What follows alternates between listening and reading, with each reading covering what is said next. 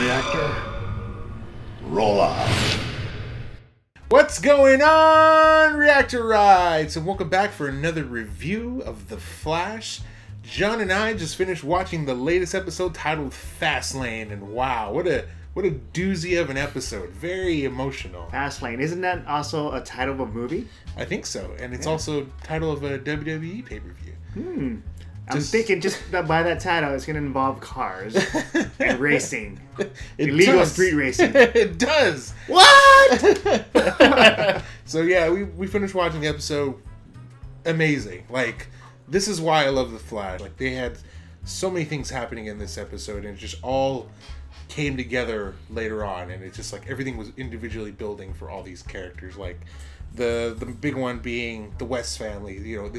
We've been building on this for a while now with the whole Wally thing, and like we've already known that he's been involved in illegal, street racing, and now it's kind of come to a boiling point. Bad man. But yeah, it's just seeing Wally. He's finally he's becoming more accepting of the family, of Joe West, of Iris, because before he was like, I don't want to be a part of this, but I'm going to show up to the Christmas party anyway. Like, he's always just feeling butthurt. But now he's being cool, like a cooler brother. And at the end of the episode, you finally see him accepting his role as that. So that's pretty cool. Yeah, and the whole dynamic between all three of them, it's been weird because, they're still trying to get used to each other. The mom has died, so now, he really has no other family, and it's still like... He has another family, the street racing family.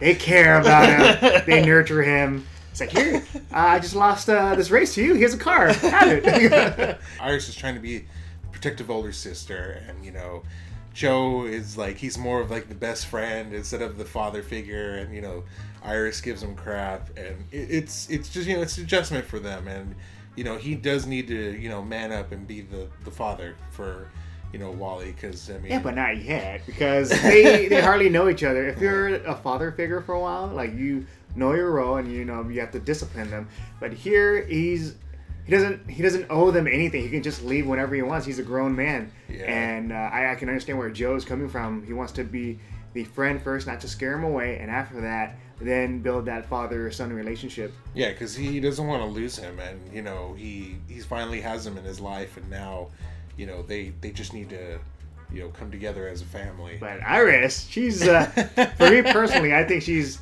messing things around. Like, can you not see what your father is trying to do? You're just scaring him away. It's like, do you not want him to be your brother? She tries to close down the street races, and it's funny because there's all these interweaving stories. Like, she got the whole thing with the street races, and then you also got this thing with Tar Pit, who's our villain of the week this week. And like, we saw the trailer from last week. It looked kind of like a weird villain, but they actually make it really cool. Like, his backstory, like the fact that he was alive for 2 years when he got hit with the particle accelerator and got drowned in tar. And he came back conveniently for this week's episode because I think they ran out of villain of the week. So perfect timing. Like, the villain's like underneath the ground. It's like, is this a good time to come out? Let's wait until King Shark arrives. Okay, Gorilla Grod's still doing his thing. Okay, now I can come out. That's what it felt like to me. I like that they tried to give it at least a backstory. So his whole thing is that this is just now him figuring out how to put himself back together, like in a somewhat human form. Yeah. Like, very similar, like I was saying earlier, to Sandman from the Spider-Man movies, because if you watch Spider-Man, he gets disintegrated and then he brings himself back together. Yeah. So, that had to suck, for a guy just sitting in darkness for years, just knowing that he's alive, but not being able to, like, pull himself back together. So that made his whole revenge thing even, like, that more, like, strong. Yeah. And I do like one of his final forms. His final form. Yeah, he looks like Clayface, like from the 90s animated Batman series. So that was pretty cool. Yeah, and, aside from that story, you also got the whole Harrison Wells thing. And it's like, we've seen in the previous episodes, they've been building on this. We know about the whole Zoom thing and his proposition. And, like, in the last episode, it seemed like he was starting to reconnect more. Like, remember, he had that whole scene with Barry saying, like, don't tell her that you're the Flash. You're gonna hurt the people around you and all that stuff. Like, if he didn't care, then he wouldn't have said anything. Yeah. And in this episode, they even, like, they draw that out even more because, Flash, Barry Allen, he wants to help out. And so he's like, hey, do you need any help? And he's like, no, I'm fine. I work better alone, but they're working together, and it's touching. Yeah, it's touching. Yeah. For me, for this episode, I really like how they're bringing closure to the whole just Harry, doing a deal with Zoom, because finally at the very end, he's been trying to like suck out Barry Allen's powers, and he reveals later like, yep, I was the guy, I did it because I'm trying to save my daughter. I was trying to bargain with Zoom, but apparently that didn't work, and finally he's like, yeah, I did it. So now Barry knows this, everybody else knows this, but Barry, being the good guy that he is, he just wants to help. He understands Harry's point of view, his position, because he's just trying to save his daughter.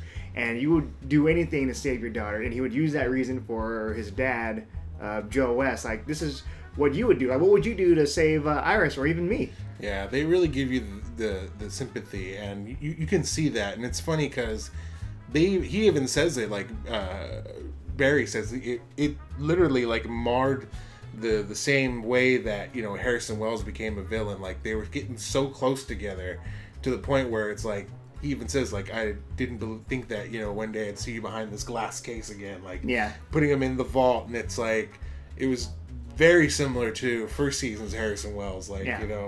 When they finally figured out and they captured him and they put him in there, and even he said that he considered him a mentor. And there's a lot of parallels, and like, obviously, Harrison didn't want to see it that way because he was building sympathy for Barry, and if he had the sympathy for him, he couldn't steal his powers to get his daughter back. Yeah. And they did a great job at building that. Like, they built it over this, I'd say like last 3-4 episodes, like continuing the build up for Harrison Wells, knowing that it's in the back of everybody's mind that that he has this agenda, hidden agenda from everybody. And just props to the Flash people. Yeah. And I guess for the end of the episode, Barry Allen decides he wants to help out Harry to the fullest. First things first, you got to close out all the 52 breaches, and then that means like Zoom, he can't even go to the Earth 1 anymore because he'll be stuck in Earth 2. And after that, take the fight to Zoom by going to Earth 2. So this is exciting. Hopefully in Earth 2 we'll get to see like the Killer Frost version. We'll get to see Earth 2 Barry, Earth 2 everything. So it's going to be exciting. Yeah. Really great episode. Can't stress that enough. So far the Flash has been great this season. Still I think our favorite CW show. Yeah, it is right now. It is our favorite CW show, Legends of Tomorrow. We're not still sure yet because it's still new. Yeah, but let us know what you guys thought about the episode. You can post your comments below. Thank you guys for watching, and I guess we'll see you guys next week and tune in for more reviews. And that's about it. See you guys. See ya.